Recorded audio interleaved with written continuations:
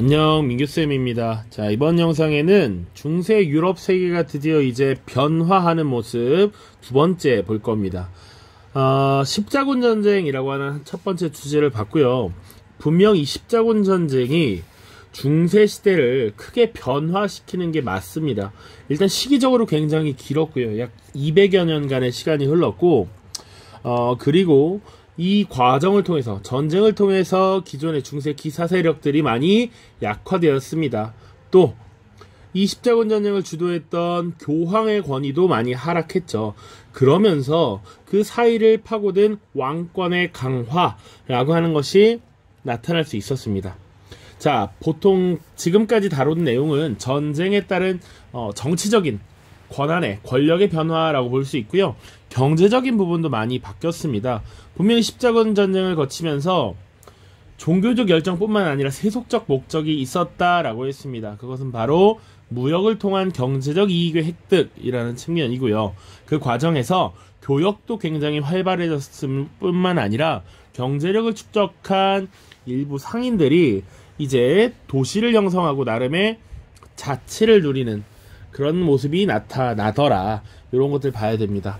자, 그리고 경제적 변화가 나타나면서 기존의 중세 유럽을 지탱하던 장원제도 이제 많이 해체되는 모습이 나타납니다. 그런 것들 쭉 살펴보겠습니다.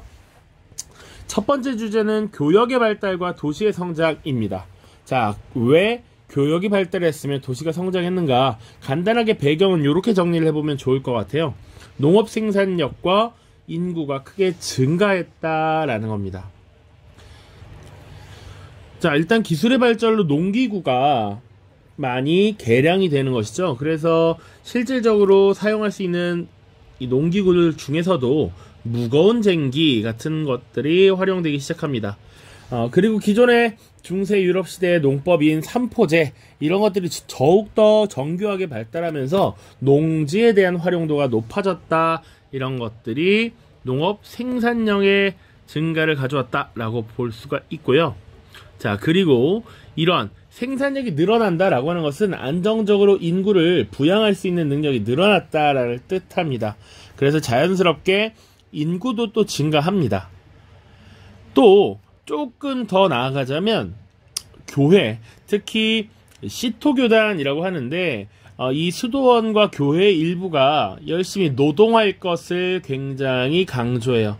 특히 시토교단은 황무지 개간을 강조합니다. 그러다 보니까 농지가 늘어나게 되고 인구가 증가하는 것은 어떻게 보면 자연스러운 역사의 발전 단계로 들어가는 것이다. 그러다 보니 잉여 생산물이 증가하고 자연스럽게 교통의 요지에 시장이라고 하는 것이 형성되는 것이죠.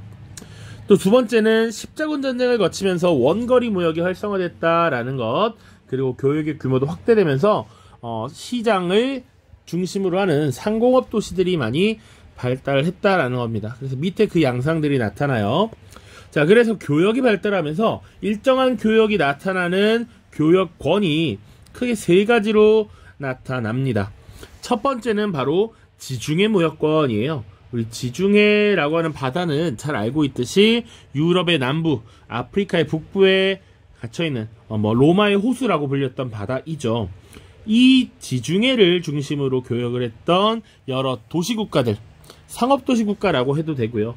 베네치아라든지 제노바 이런 도시들이 있습니다. 특히 이 베네치아는 우리가 지난 십자군 전쟁에서도 다뤘죠. 4차 십자군 당시에 이 베네치아가 사실상 십자군의 뒤에서 배후를 조종해서 예루살렘과 같은 성지 회복이 아니라 비잔티움 제국의 콘스탄티노폴리스를 공격하도록 했다. 이런 이야기를 했습니다. 자, 그래서 동방무역으로 번영을 했다라는 것. 그리고 이 다음에 신항로 개척 이후 무역의 변화 양상 볼 건데요. 이것도 이제 교역과 관련이 있는 부분이니까 또 자세히 볼 기회가 있을 것 같습니다. 자, 두 번째 또 다른 도시는 피렌체라든지 밀라노 같은 도시들은 금융업, 직물업으로 번창했다라고 되어 있어요. 피렌체 마찬가지고, 금융업이라고 하는 건 보통은 돈을 빌려주고 그리고 그 이자를 통해서 이윤을 얻는 것이죠. 그리고 좀 더 뒤에 나가면 이제 어음, 보험 이런 것도 나타나는데 그런 것들에 대한 선구적인 모습이 이때 나타난다라고 보시면 됩니다. 그리고 패션쇼로 유명한 밀라노 같은 도시, 애초에 직물업이 번창했던 도시이기 때문에 이런 의류 산업이 같이 발달할 수 있는 것이죠. 자, 그래서 첫 번째 교역권 하면 바로 지중해 교역권입니다. 오른쪽 지도에도 보시면 나타나지만 주로 이탈리아의 주요 도시국가들이 중심이 돼서 지중해 지역을 무역의 주 무대로 삼았다라는 것이고요. 이들이 또 롬바르드 동맹이라고 하는 것을 결성했다라고 하는 것도 하나의 특징이 될 수 있습니다. 롬바르드 동맹. 자, 그리고 북유럽 교역권은 주로 리베크, 함부르크 같은 북독일 지역의 도시가 한자 동맹을 결성했다라는 것입니다. 자, 한자 동맹의 결성 여기 지도에 나와 있는데 주로 이쪽에 북해와 발트해 연안의 무역을 주도했던 세력들이다라고 하면 되겠고요. 이들이 경제적 이익과 안전 이런 것들을 보장하기 위해서 서로 힘을 합쳤다라는 것이죠.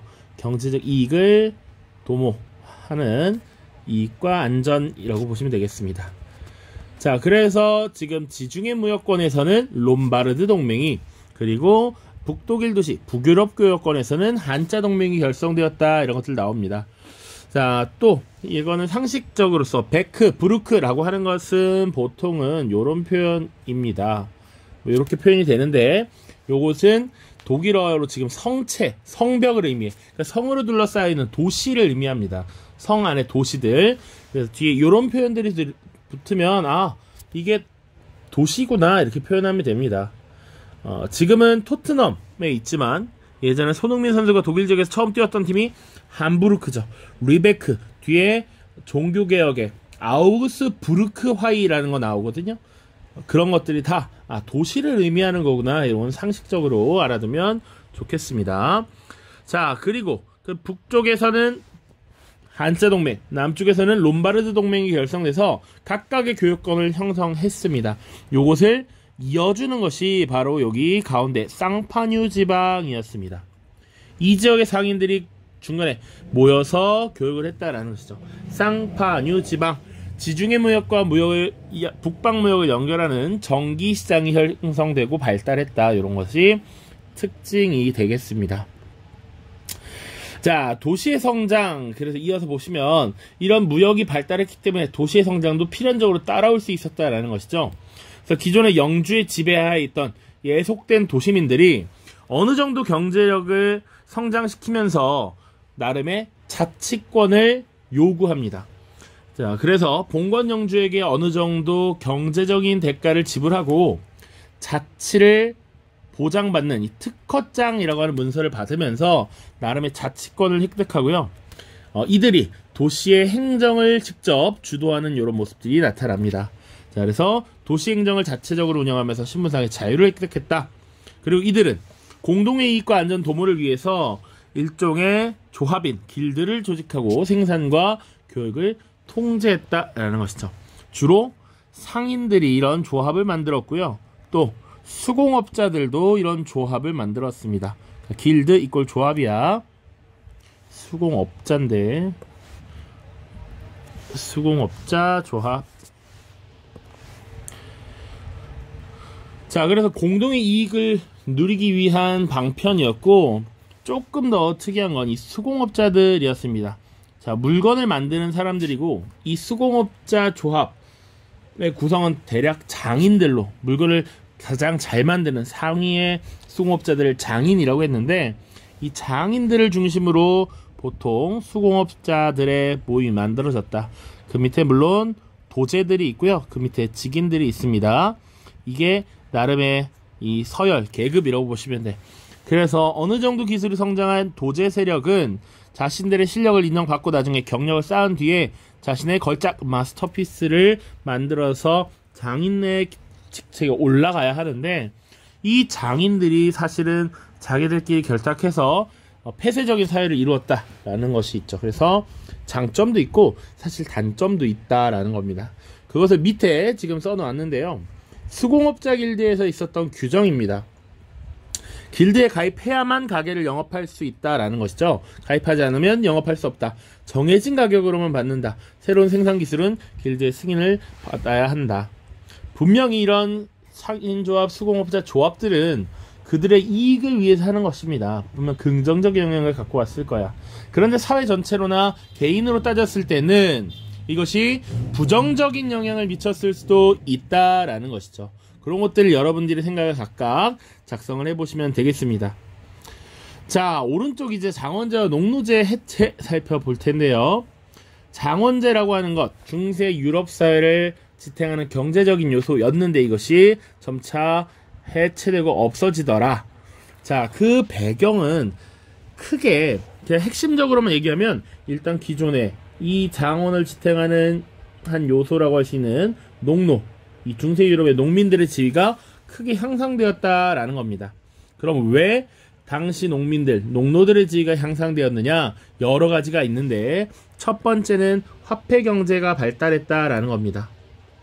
교역이 늘어나면서 화폐를 통해 거래하는 것이 늘어났어. 그러다 보니 이 지대를 납부하는 방식이 변화합니다. 지대는 말 그대로 땅을 빌려서 농사짓는 땅에 대한 사용료야. 땅에 대한 사용료라고 생각하시면 되는데 원래 그러면 이 지대를 어떻게 납부했느냐? 농노들은 영주가 가진 장원에서 땅을 가지고 농사를 지었습니다. 그 대가로 보통은 영주의 직영지를 일주일에 이틀 혹은 3일씩 가서 농사를 지었어. 원래는 그래서 이것을 노동지대 혹은 노동납이라고 표현합니다. 그런데 이 노동지대가 화폐납 혹은 현물납으로 바뀌어. 왜? 화폐를 가지고 거래를 하는 거야. 화폐와 현물을 가지고 거래를 하기 때문에 당장 사용할 수 있는 현물들, 팔 수 있는 혹은 화폐가 필요한 것이지 내 땅에서 농사 짓는 거에 큰 의미가 없어. 이런 것들 바로 가져오는 게 훨씬 좋아. 그런 얘기입니다. 그러다 보니까 점차 부역이 소멸해. 왜? 기존의 농노와 농민들은 농사를 짓지 않고 그냥 돈만 납부하면 되는 거야. 굳이 내가 힘들게 쟤네 땅 가서 하는 게 아니라 내 땅에서 열심히 생산하면 돈을 주고 영주에게 그 대가를 다 하면 되는 겁니다. 물론 영주는 그 돈을 받고 또 다시 사람을 고용해서 농사를 지을 수도 있겠죠. 오케이? 자, 그리고 전반적으로 곡물 가격이 상승합니다. 인구가 늘면 수요가 느는 것이기 때문에 곡물 가격이 상승하고요. 화폐 유통이 많아지고 곡물 가격은 상승하면서 화폐 가치가 떨어집니다. 오히려 그래서 농민의 경제적 지위가 상대적으로 올라갑니다.